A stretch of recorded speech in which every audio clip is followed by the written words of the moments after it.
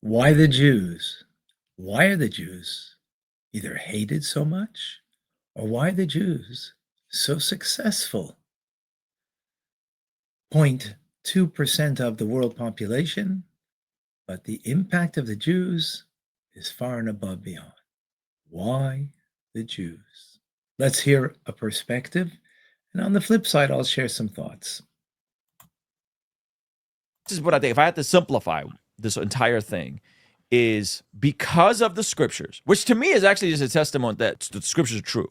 Because of the scriptures, because of Proverbs, Ecclesiastes, a framing of financial literacy and success, and these things being true, and Jewish people holding to these principles throughout thousands of years, now you have them, which is a small population of the global world population, but because culturally, this is the difference between like head knowledge, tacit knowledge on an individual level, and like building culture. Because of culturally implementing God's ways for certain things, you always see Jewish people in positions of influence, success, and power, whether that's Hollywood, whether that's law, whether that's whatever. And so people think it's a conspiracy and they've all joined together. It's like, no, you don't understand that like they couldn't do anything else. And so they went into these other industries, like entertainment, banking, law, and like crushed and dominated because of the principles that we see in Proverbs. Come on. Right? And that's a cultural dynamic that many who don't understand.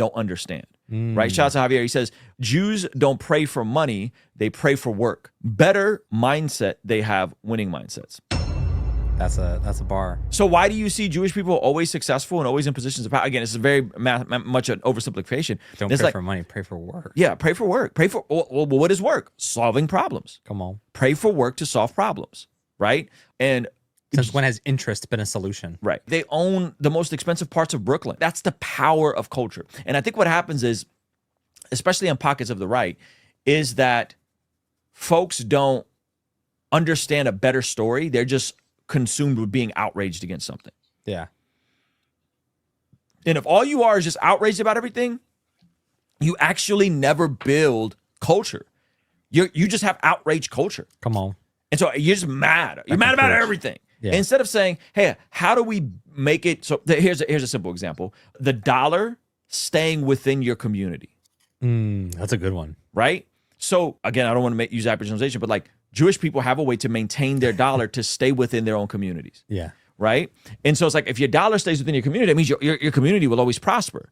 If you're always prioritizing doing business and commerce with people who are aligned towards your culture and your worldview, guess what? There'll always be a circulation of money within there. I'm going to start that embroidery business. And wait, what? No, that's like a practical sense. Like, I'm going to go to the Christian mechanic. I'm going to go to the Christian business owner. I'm going to go to people who share my values. A buddy that starts a screen printing business. Right. Yeah. I'm going to go to my buddy who has a silk screen business. So when you do that, you keep the dollar within the circulation of your own community versus you just spend money frivolously to pagans and people who don't care about you, your community, or your God. Yuck. And then you actually lose power that way, right? Yep. And again, these are all things that I just don't think folks care to understand. And so then when you see a group successful, you go, well, we're not successful like that.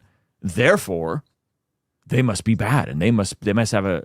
It's like, no, you should look out for your own. Like, you should look out for your own. Yep. And so it's like, I think oftentimes Christians have a very toxic view about finances. They have a toxic view about success. They have a toxic view of business.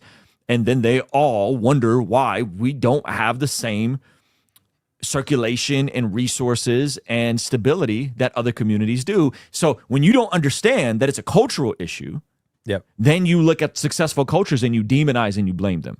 And that's, I think in a nutshell, a very hypergeneralized, simplified version of, I think, why this is happening specifically with Israel. Very interesting. So the point of victimhood, of course, brings to rage when you see that others are successful, and instead of, picking yourself up and bringing success to you, your family, and your community, you show rage to others who have been successful. So the power of culture. Well, what is that culture? That's just a word. So interesting that he did mention about Proverbs, Ecclesiastics. In other words, really, it's the power of Judaism, Jewish teachings that makes Jewish culture, which, of course, Proverbs, Ecclesiastics, and the Torah, the Talmud are part and parcel of all of that culture that we speak about. And because when one is steeped in that knowledge, then it gives you a divine power because it's divine wisdom.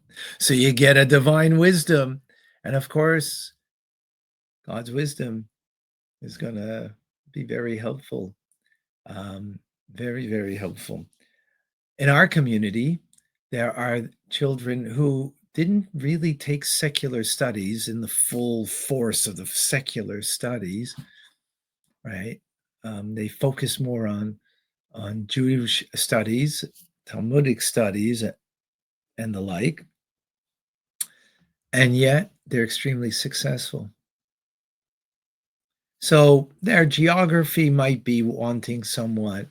Their literature appreciation is lacking. But because they have the power of Torah, God's wisdom, that gives them an added edge over those who have great knowledge in, in literature, in whatever it might be, history and the like, that they learned in school. Because God's wisdom, again, is a greater wisdom to learn. There's another thing about our culture is the sense of responsibility. See, other cultures, there's a sense of rights. Jewish teachings, there is no sense of rights. There's only sense of obligation and responsibilities. So we feel a responsibility for, of course, our own families first and foremost, but then our community. But then the truth is, we feel a responsibility above and beyond our communities to outside communities. That's part of being a light unto nations. But yet there's something even deeper. And that is part of the DNA of what we call the Jewish soul. And the Jewish soul, in its very DNA, has all these qualities we're talking about. So it's not that we develop culture, it's that we have the soul that develops the culture, the Jewish DNA. That's part of the makeup of who we are as Jewish people. And as a result, the culture flourishes in such a manner. Our communities flourish as a result.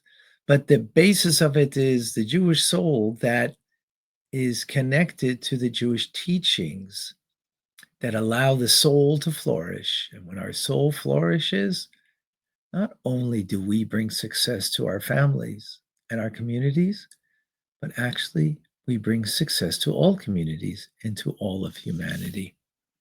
That's ultimately what we're looking to do.